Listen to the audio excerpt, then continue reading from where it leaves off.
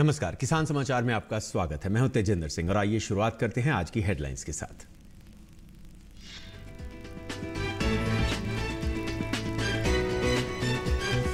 पंद्रहवें वित्त आयोग ने मार्च 2026 तक पंचायतों को साफ पानी और स्वच्छता के लिए 1.42 लाख करोड़ रुपए के अनुदान की सिफारिश। प्रत्येक घर में नल से जल की सुनिश्चित आपूर्ति और गांव में बेहतर स्वच्छता के लिए ग्राम पंचायतों को सार्वजनिक सेवाओं के रूप में कार्य करने पर जोर। गुजरात से केला और चीकू लेकर दिल्ली रवाना हुई किसान रेल। देश भर की मंडियों तक हो रही है किसानों की पहुंच। बड़े पैमाने पर किसानों को मिल रहा है लाभ।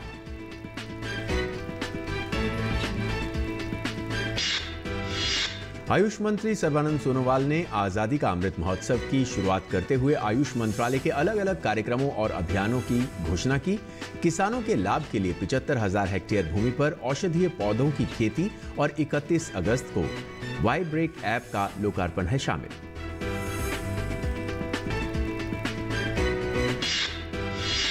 असम में बाढ़ की स्थिति और बिगड़ी। राज्य के 16 जिलों में 2.5 लाख से ज्यादा लोग बाढ़ से प्रभावित। लखीमपुर जिला बुरी तरह प्रभावित। उधर बिहार में गंगा और गंडक नदी के जलस्तर बढ़ा, बाढ़ का खतरा।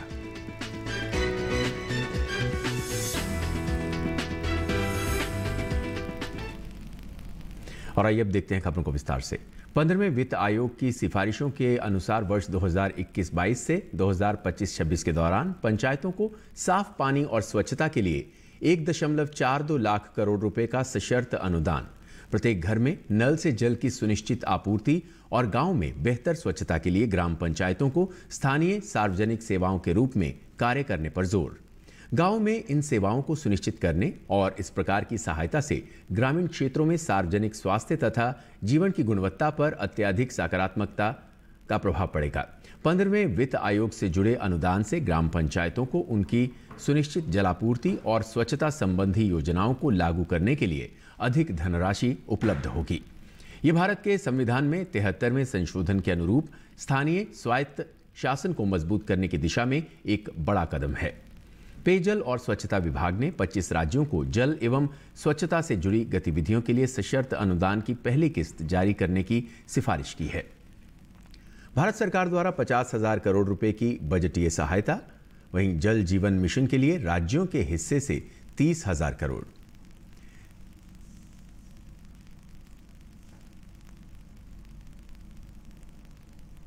इस वर्ष साफ जल एवं स्वच्छता के वास्ते 28,000 करोड़ गांव में पाइप से जलापूर्ति करने के लिए किया गया है। इससे ग्रामीण अर्थव्यवस्था पर काफी असर पड़ेगा। हर घर में पीने योग्य पानी की नल से आपूर्ति और बेहतर स्वच्छता को साकार करने के लिए केंद्र सरकार राज्यों के साथ साझेदारी में काम कर रही है। अगस्त 2019 से जल जीवन मिशन 3.60 लाख करोड़ रुपए के परिव्यय के साथ हर ग्रामीण घर में नल के पानी की आपूर्ति का प्रावधान करने के लिए कार्यरत है। ये परिवर्तनकारी मिशन हर ग्रामीण परिवार को सस्ती सेवा वितरण शुल्क पर नियमित तथा दीर्घकालिक आधार पर पेयजल आपूर्ति प्राप्त करने में सक्षम करेगा। जीवन की गुणवत्ता में सुधार होगा और गांव में रहने वाले लोगों के जीवन की सरलता में वृद्धि होगी। पिछले 7 वर्ष के दौरान हमारे गांव को खुले में शौच मुक्त ODF बनने में सक्षम बनाने के लिए बड़े प्रयास और निवेश किए गए हैं। इन प्रयासों को बनाए रखने में ही स्वच्छ भारत मिशन चरण 2 देश में ODF प्लस गांव का दर्जा हासिल करने के उद्देश्य से लागू किया जा रहा है। ठोस और तरल अपशिष्ट प्रबंधन, प्लास्टिक मुक्त गांव और गांव की ODF स्थिति सुनिश्चित करने पर ध्यान केंद्रित किया गया है। किसानों की आय दोगुना करने की दिशा में केंद्र सरकार कई तरह के प्रयास कर रही है। इन्हीं प्रयासों में शामिल है किसान रेल सेवा। किसान रेल के जरिए काफी कम खर्च में उपज या उत्पादन की पहुंच देश भर के बाजारों तक संभव हुई है। इससे किसानों के साथ साथ ग्राहकों को भी फायदा मिल रहा है। किसान रेल के जरिए परिवहन पर किसानों को भाड़े में 50% की सब्सिडी मिलती है। ऐसे में बड़े पैमाने पर किसान रेलवे की इस सुविधा का लाभ उठा रहे हैं। केंद्रीय बजट 2020-21 में किसान रेल चलाने की घोषणा हुई थी। किसान रेलगाड़ियां चलाने का मकसद कृषि उत्पादों, फलों, सब्जियों, मांस, अंडे, चिकन, मछली और डेयरी उत्पादों को उनके उत्पादन और अधिकता वाले स्थानों से खपत वाले दूसरे इलाकों में भेजना है। इसके जरिए किसानों को बाजार की उपलब्धता कराई गई है, जो उनकी आमदनी बढ़ाने में मददगार है। गुजरात के वडोदरा से रविवार को किसान रेल 200.5 टन केला और 7.6 टन चीकू लेकर दिल्ली के लिए रवाना हुई। ट्रेन सोमवार को दिल्ली पहुंची और फिर मंडियों में। इस तरह वडोदरा की अपेक्षा दिल्ली में केले और चीकू की अच्छी कीमत मिलेगी और इसका सीधा लाभ किसानों को होगा। किसान रेल चलाने के पीछे सरकार का उद्देश्य भी यही है।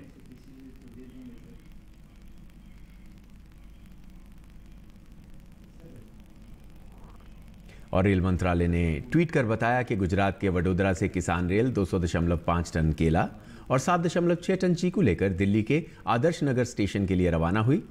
किसान रेल की मदद से किसानों के उत्पादों की पहुंच नए बाजारों तक हुई है ताकि उन्हें अच्छे दाम मिल सके।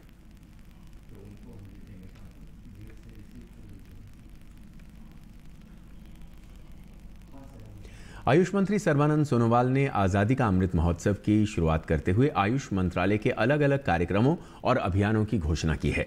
इन गतिविधियों में किसानों के लाभ के लिए 75,000 हेक्टेयर भूमि पर औषधीय पौधों की खेती, 31 अगस्त को वाइब्रेक ऐप का लोकार्पण और 1 सितंबर को कार्यालय जाने वाले लोगों के लिए 5 मिनट का योग अभ्यास शामिल है। उन्होंने कहा कि औषधीय पौधों की खेती अभियान से किसानों की आय बढ़ेगी और दवाइयों की उपलब्धता सुनिश्चित होगी। इसे राष्ट्रीय औषधि पौधा बोर्ड के जरिए लागू किया जाएगा। सोनोवाल ने कहा कि 30 अगस्त से 5 सितंबर तक चलने वाली इन गतिविधियों के जरिए देश के दूर दराज गांव के इलाकों में पहुंचा जाएगा और समाज के सभी वर्गों को शामिल किया जाएगा। आयुष सप्ताह सोमवार से एक राष्ट्रीय सेमिनार से आरंभ होगा। असम में बाढ़ की स्थिति और खराब हो गई है। राज्य में भारी बारिश के बाद पैदा हुए बाढ़ के कारण 16 जिलों में 2,58,000 से ज्यादा लोग प्रभावित हैं। 6,200 लोगों को राहत शिविरों में पहुंचाया गया है। असम राज्य आपदा प्रबंधन प्राधिकरण के अनुसार लखीमपुर जिला बाढ़ से सबसे ज्यादा प्रभावित है, जहां 1,05,000 से ज्यादा लोग प्रभावित हैं। इसके बाद माजुली बाढ़ से सबसे ज्यादा प्रभावित है, जहां पर 57,000 से ज्यादा लोग बाढ़ के कारण प्रभावित हुए हैं। केंद्रीय जल आयोग की दैनिक बाढ़ की रिपोर्ट के अनुसार लगातार हो रही बारिश के कारण ब्रह्मपुत्र नदी डिब्रूगढ़, जोरहाट, सोनितपुर, ग्वालपाड़ा, कामरूप और धुबरी जिलों में सामान्य स्तर से ऊपर बह रही है। और बिहार में भी गंगा, गंडक सहित कई नदियों के जलस्तर में वृद्धि होने से प्रदेश में बाढ़ का खतरा एक बार फिर बढ़ गया है। बाढ़ प्रभावित इलाकों के लोग सुरक्षित जगहों पर पलायन करने लगे हैं। पिछले 2 दिनों से नेपाल और उत्तर बिहार में लगातार बारिश से कोसी सहित कई नदियों का जलस्तर बढ़ने लगा है। गोपालगंज जिले में गंडक नदी का जलस्तर लगातार बढ़ रहा है। जलस्तर बढ़ने से सदर प्रखंड के रामपुर टेनग्राही पंचायत के 5 गांव प्रभावित हुए हैं। रजवाही गांव पूरी तरह बाढ़ के पानी से घिर गया है। बेसिक विद्यालय सहित कई सरकारी भवनों में बाढ़ का पानी प्रवेश कर गया है। पश्चिम चंपारण जिले में भी गंडक नदी का जलस्तर में वृद्धि के कारण बैरैया और नौतन प्रखंड के कई गांवों में बाढ़ का पानी प्रवेश कर गया है। गांवों में पानी प्रवेश कर जाने के कारण लोगों को काफी दिक्कतों का सामना करना पड़ रहा है। लोगों का कहना है कि बाढ़ के कारण मवेशियों का चारा पानी में डूब गया है, जिससे मवेशियों को भूखा रहना पड़ रहा है। उत्तराखंड के पिथौरागढ़ जनपद के जुम्मा गांव के पास भारी बारिश और भूस्खलन से 2 लोगों की मौत हो गई है। वहीं 7 से ज्यादा मलबे में फंसे होने की खबर है। मुख्यमंत्री पुष्कर सिंह धामी ने जिलाधिकारी पिथौरागढ़ डॉक्टर आशीष चौहान से फोन पर बात कर भारी वर्षा से हुई नुकसान की जानकारी ली। मुख्यमंत्री ने जिलाधिकारी को निर्देश दिए कि प्रभावितों को तत्काल हर संभव सहायता उपलब्ध कराई जाए। वहीं गांव के जामुनी तोक से लगभग 5 तथा सिराउडियार तोक में 2 आवासीय मकान क्षतिग्रस्त होने तथा लगभग 7 व्यक्तियों के लापता होने की सूचना है। सूचना के तत्काल बाद घटना क्षेत्र में राजस्व, एसएसबी, पुलिस, एसडीआरएफ तथा रेस्क्यू टीम रवाना हो गई। उक्त घटना के संबंध में जिलाधिकारी डॉक्टर आशीष चौहान द्वारा जिला आपदा परिचालन केंद्र में आईआरएस के अधिकारियों के साथ बैठक कर तत्काल मौके पर राहत एवं बचाव कार्य कराने के साथ ही क्षेत्र में राहत सामग्री भेजने के निर्देश संबंधित अधिकारियों को दिए गए। जिलाधिकारी एवं पुलिस अधीक्षक घटनास्थल को रवाना हो रहे हैं। जिलाधिकारी ने अवगत कराया कि क्षेत्र में सड़क मार्ग अवरुद्ध होने के कारण रेस्क्यू कार्य हेलीकॉप्टर से कराए जाने हेतु क्षेत्र में हेलीपैड तैयार किया जा रहा है। कल रात को अतिवृष्टि के कारण धारचूला के ऊपरी क्षेत्र जुम्मा के गांव जामुनी में 7 लोगों के दबे होने की सूचना मिली। प्रारंभिक सूचना उसमें से 2 लोगों की बॉडीज के निकाले जाने की भी प्रारंभिक सूचना हमें प्राप्त हुई है। तो इस संबंध में SDRF की टीम, रेवेन्यू की टीम प्लस SSB की जो आउटपोस्ट वहाँ पे है, SSB का स्टेशन है, वहाँ से भी लोग हमारे फर्स्ट रिस्पॉन्डर के तौर पे निकल चुके हैं और राहत और रिलीफ से रिलेटेड दूसरी सामग्री को भी पहुँचाया जा रहा है। और फर्दर जो भी ज़रूरत होगी उसके अकॉर्डिंगली हम लोग एयर रेस्क्यू या दूसरे जो भी पॉसिबल चीज़ें हैं, रोड की ओपनिंग और उन सारी चीज़ों के निर्देश दिए जा चुके हैं। मॉनसून सत्र के दौरान केंद्रीय रिजर्व पुलिस बल ने देश भर में जल संरक्षण अभियान चलाया है। इसी क्रम में CRPF राजस्थान सेक्टर के जयपुर स्थित लालवास केंद्र में बारिश के पानी को सहेजने के लिए तालाब बनाकर भारत सरकार के कैच द रेन अभियान को सार्थक बनाने का काम किया है। पेश है OP यादव की ग्राउंड रिपोर्ट।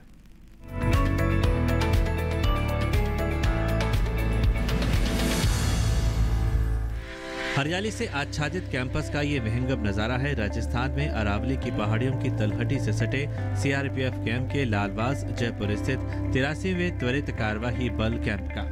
देश की आंतरिक सुरक्षा का जिम्मा संभालने वाले ये सजग प्रहरी तालाब बनाकर वर्षा जल को संग्रहित करने की मुहिम में जुटे हैं। जल संरक्षण के इस महाअभियान के प्रेरक व CRPF राजस्थान सेक्टर के महानिरीक्षक विक्रम सहगल ने कहा कि प्रधानमंत्री के कैच द रेन कैंपेन को CRPF के सभी कैंपों में प्राथमिकता के साथ चलाया जा रहा है, ताकि बारिश के पानी के बर्बादी रोकने के साथ भूजल को भी रिचार्ज किया जा सके।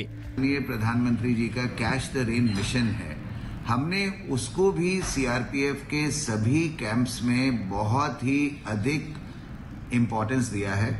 और हमारा मानना ये है कि जब वर्षा के समय में अगर हम अधिक से अधिक तालाब अपने कैंपस में बना के उसमें जल का संरक्षण करते हैं, तो हम उस जल को इन बहुत अधिक मात्रा में लगाए गए वृक्षों को उनसे जल प्रदान कर सकते हैं। IG विक्रम सहगल की प्रेरणा से जल संरक्षण अभियान की अगुवाई कर रहे 83वीं RAF लालवास के कमांडेंट प्रवीण कुमार सिंह ने कहा कि वर्षा जल को संग्रहित करने के लिए हमने 50 बाई 67 फीट का 6 फीट गहरा तालाब बनाया है, जिसमें 7 लाख लीटर पानी संग्रहित की क्षमता है। इस पानी में बतख व अन्य जीवों को कलरव करते देख यहाँ जवानों का मानसिक तनाव भी दूर हो रहा है। ये करीबन 50 बाय 64 फीट का ये पॉन्ड है और लगभग 6 फीट इसकी गहराई है। तो इसमें कम से कम लगभग 7 लाख लीटर का पानी कंजर्व हो जाता है। इससे ना सिर्फ कैंप का जो पूरा पानी जो कि बेकार जाता था उसको हमने चैनलाइज किया कि वो यहाँ पे आके इकट्ठा हो जाए। चिड़ियाओं का यहाँ पे आना, जैसे फिशेस भी डाली हैं, तो ये सब चीज़ें जिसको देख के यहाँ पे आके मन को बड़ा सुकून प्राप्त होता है। भारत सरकार के कैच द रेन कैंपेन को सफल बनाने के लिए RAF के लालवास कैंपस में पहले दूसरी जगह पर कच्चा तालाब बनाया गया था, लेकिन पानी नहीं ठहरने के बाद ये दूसरा तालाब तैयार किया गया, जो काफी सफल रहा। आज इस पानी का उपयोग 83वीं RAF लालवास के 85 बीघा में बने कैंपस में लगे पौधों की न केवल सिंचाई के रूप में हो रहा है, बल्कि भूजल का स्तर भी बढ़ाने के साथ RAF कैंपस को ग्रीन व क्लीन बनाने में भी किया जा रहा है। भारत सरकार ने जल संरक्षण की मुहिम को आगे बढ़ाने के लिए कैच द रेन कैंपेन चला रखा है और इसी कैच द रेन कैंपेन को पूरा करने के लिए केंद्रीय रिजर्व पुलिस बल का जयपुर स्थित कैंप कार्यालय काफ़ी मुस्तैदी से काम कर रहा है। मेरे पीछे आप जो एक तालाब देख रहे हैं, ये इसी मुहिम का एक हिस्सा है और इसमें जो वर्षा जल का पानी बह के खराब हो जाता था, उसको केंद्रीय रिजर्व पुलिस बल द्वारा न केवल संरक्षित किया जाता है। केंद्र सरकार ने जनजातीय मामलों के मंत्रालय ने वन धन योजना शुरू की है। इसका मकसद जनजातीय लोगों को वन उपज यानी वन से प्राप्त उत्पादों को तैयार करने का प्रशिक्षण प्रदान कर उन्हें रोजगार के अवसर प्रदान करना है और उन्हें समाज की मुख्य धारा से जोड़ना है। छत्तीसगढ़ के धुरा गांव में ऐसा ही एक वन धन विकास केंद्र बनाया गया है, जहां महिलाएं रोजगार से जुड़कर आत्मनिर्भर हो रही हैं। छत्तीसगढ़ के जगदलपुर का धुरा गांव, जनजातीय महिलाओं ने अपने हुनर से विकास की नई राह पकड़ी है। ट्राइफेड के तहत यहाँ वन धन विकास केंद्र खोला गया है, जहाँ जनजातीय महिलाओं को वन उपज से प्रोसेस फूड बनाने का रोजगार दिया गया है। यहाँ इमली की चटनी और महुए का तेल बनाया जाता है। भंडारण केंद्र भी खोला गया है, जहाँ ग्रामीणों से प्राप्त वन उपज को संग्रहित किया जाता है। इमली बनाने के काम में स्वयं सहायता समूह की तकरीबन 15 महिलाएं जुड़ी हुई हैं। अभी ये शुरुआती स्तर है, इसलिए एक दिन में 6 किलो से ज्यादा चटनी का उत्पादन होता है और उसे कुछ इस तरह 90 ग्राम के पैकेट में पैक कर बेचा जाता है। 40 डिग्री में गुड़ डलता है, 65 डिग्री में मसाला डलता है, फिर उसके बाद 70-75 डिग्री में बंद करते हैं, फिर वहाँ से निकाल के 1 घंटा ठंडा करते हैं, फिर वो पैकिंग मशीन में डालते हैं। छत्तीसगढ़ में महुआ अधिक मात्रा में पाया जाता है। प्रतिदिन इस केंद्र में 10 क्विंटल महुआ लाया जाता है। स्वयं सहायता समूह की कुछ महिलाएं यहाँ महुए से तेल बनाने के काम में जुटी हुई हैं। 3 क्विंटल तेल प्रतिदिन यहाँ तैयार होता है, जिसे 100 रुपए प्रति लीटर मूल्य पर बेचा जाता है। बाजार में इस तेल की मांग भी खूब है। काम करने ऊपर है तो फायदा मिल रहा है। अभी एक जन को हम 10 सदस्य में अभी हम लोगों को महीना में 5,000 या 6,000 तक हम लोगों को मिल रहा है। ट्राइफेड ने इन महिलाओं को प्रशिक्षित किया और आज ये महिलाएं न सिर्फ खुद आत्मनिर्भर हुई हैं, बल्कि अपने परिवार की आर्थिक प्रगति में भी सहयोग कर रही हैं। वनधन योजना के जरिए वनधन विकास केंद्र क्लस्टर का निर्माण किया गया। प्रत्येक क्लस्टर में 15 वनधन स्वयं सहायता समूहों को जोड़ा गया, जिसमें तकरीबन 300 महिलाओं को रोजगार मिलता है। इसमें 100% आर्थिक सहायता केंद्र सरकार देती है। इतना ही नहीं, सभी केंद्रों का वनधन विकास केंद्र नाम से बैंक अकाउंट भी खोला गया है, जिसमें 15 लाख रुपए की राशि ट्राइफेड ने जमा कराई है। लोगों को जैसे 1,000-1,500 लोगों को अलग से फिर से रोजगार मिल रहा है। ये तो मेरा एक समिति का है, पूरे डिवीजन स्तर पे बहुत बृहद रूप में, जैसे आपका मूली है, बजाउंड है, इन समस्त क्षेत्रों में बहुत ही बेहतरीन काम हुआ है और लगभग 26 से 30 हजार कुंटल को फोड़ के पूरी तरह कोल्ड स्टोर में पैकिंग करके रखे हैं। मेरा वन, मेरा धन, मेरा उद्यम, इस मंत्र के साथ शुरू हुई वनधन योजना का मकसद वन उपज के जरिए ग्रामीणों को रोजगार के अवसर प्रदान कराना और उन्हें एक बेहतर भविष्य देना है। दुरा गांव के जो वनधन विकास केंद्र है, उसमें स्वयं सहायता समूह की महिलाओं के ये प्रोडक्ट इस बात की बानगी दिखाने के लिए काफ़ी हैं कि किस प्रकार से जनजातीय महिलाएं जो हैं वो समाज के मुख्यधारा से जुड़ रही हैं, आर्थिक रूप से सशक्त हो रही हैं और जितनी भी वन उपज है उसके ज़रिए वो आमदनी भी कर पा रही हैं। कैमरामैन। और आइए अब अगली खबर की तरफ बढ़ते हैं। गौरैया कभी हमारे आंगन की पहचान रही है, लेकिन लगातार शहरीकरण और पेड़ पौधों की जगह कंक्रीट के जंगलों की भरमार ने गौरैया के लिए अस्तित्व का संकट खड़ा कर दिया है। जहां गौरैया के संरक्षण के लिए तमाम प्रयास किए जा रहे हैं, वहीं व्यक्तिगत स्तर पर भी लोग अब गौरैया को अनुकूल माहौल दे रहे हैं। बिहार की राजधानी पटना में भी सूचना सेवा के अधिकारी संजय कुमार एक ऐसे ही सफल प्रयास कर रहे हैं। पेश है एक रिपोर्ट।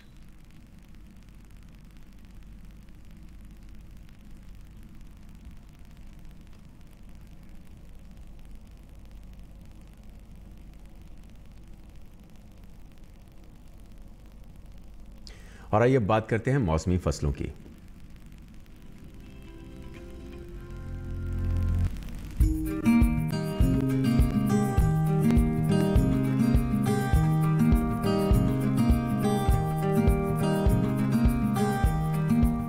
बेबी कॉर्न मक्का की कोई किस्म नहीं है, बल्कि वो अवस्था है जब भुट्टे में दाने बनने वाले हो या बनने शुरू हुए हों। इसका इस्तेमाल सलाद के साथ साथ सब्जी, खीर और हलवे में भी होता है। बाजार में बेबी कॉर्न की काफी मांग है। ये अमेरिका, यूरोप और दक्षिण एशिया में काफी मशहूर है। अब भारत के शहरी इलाकों में भी इसकी लोकप्रियता तेजी से बढ़ रही है। यही वजह है कि भारत में इसकी खेती मुख्य रूप से शहरों से सटे इलाकों में होती है। ये काफी पोषक है और शायद यही बढ़ती हुई मांग की वजह है। इसके खेत की तैयारी आम मक्का की तरह ही होती है और इसे 2 तरह से उगाया जाता है।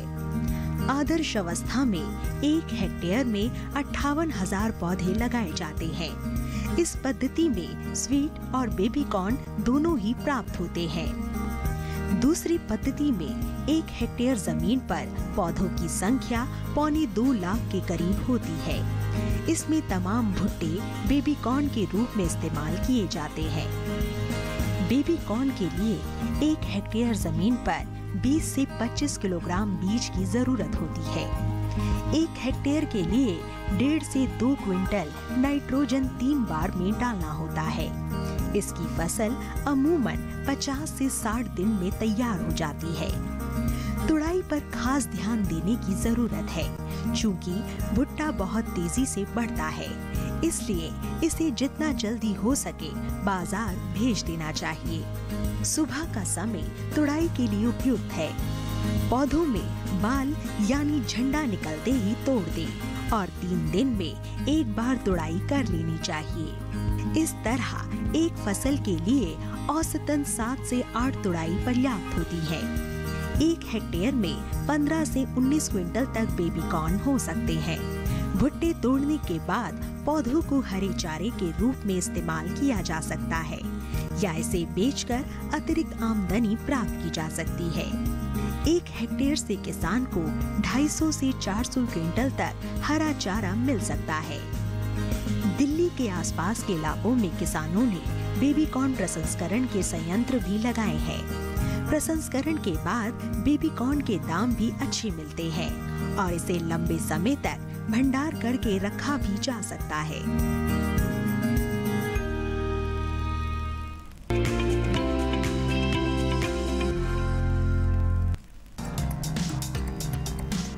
हरियाणा में फूलगोभी की बुआई करते रहें। किसान बाजरे के खेत में निराई और गुड़ाई कर सकते हैं। यहाँ धान के खेत की देखभाल कर लें। इस समय धान में कीट लगने की संभावना है। ऐसे में धान में कृषि विशेषज्ञों की सलाह से कीटनाशक का छिड़काव कर लें। वहाँ गन्ने के खेत से जल निकासी का प्रबंध करें। इसके अलावा बैंगन के खेत से पानी की निकासी की उचित व्यवस्था कर लें। बैंगन के खेत में सिंचाई करते रहें। बैंगन की तुड़ाई कर सकते हैं। साथ ही टमाटर की तुड़ाई करते रहें। वहीं कपास के खेत की देखभाल कर लें। हरियाणा में कपास में कीटों से बचाव के लिए कीटनाशक का छिड़काव कर लें। बिहार में धान के खेत से खरपतवार निकालें। धान के खेत में निराई करते रहें। धान के खेत की देखभाल करते रहें। धान के खेत में गुड़ाई करें। यहीं केले के खेत से पानी की निकासी की उचित व्यवस्था कर सकते हैं। किसान लौकी के खेत से जल निकासी का प्रबंध कर लें। इसके अलावा अरहर की बुआई कर सकते हैं। इसके साथ ही बैंगन और लाल मिर्च की रोपाई करें किसान। वहीं टमाटर की रोपाई करते रहें। इसी तरह फूल गोभी और पत्ता गोभी की रोपाई कर लें किसान। यहाँ मक्के के खेत की देखभाल बेहतर तरीके से करें। मक्के के खेत से जल निकासी का प्रबंध कर लें। बिहार में मक्के के खेत से घास फूस निकालने की उचित व्यवस्था कर लें। किसान जूट की कटाई करते रहें।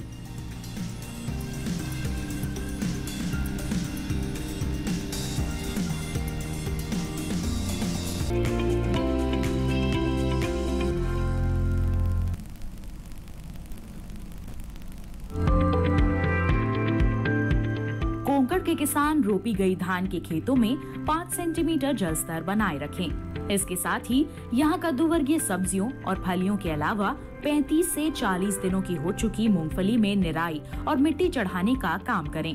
मध्य महाराष्ट्र में भी धान के खेतों में 3 से 5 सेंटीमीटर जल स्तर बनाए रखें। इसके साथ ही यहाँ के किसान तैयार मूंग और उड़द की फलियों की तुड़ाई कर लें और उन्हें सुरक्षित स्थान पर रखें। वहीं मराठवाड़ा में इस समय किसान बाजरा के अलावा चीकू के बागों में निराई का काम करें। इसके अलावा विदर्भ में इस समय बारिश की संभावना को देखते हुए किसान खरीफ फसलों, सब्जियों और बागों से पानी बाहर निकालने की व्यवस्था करें।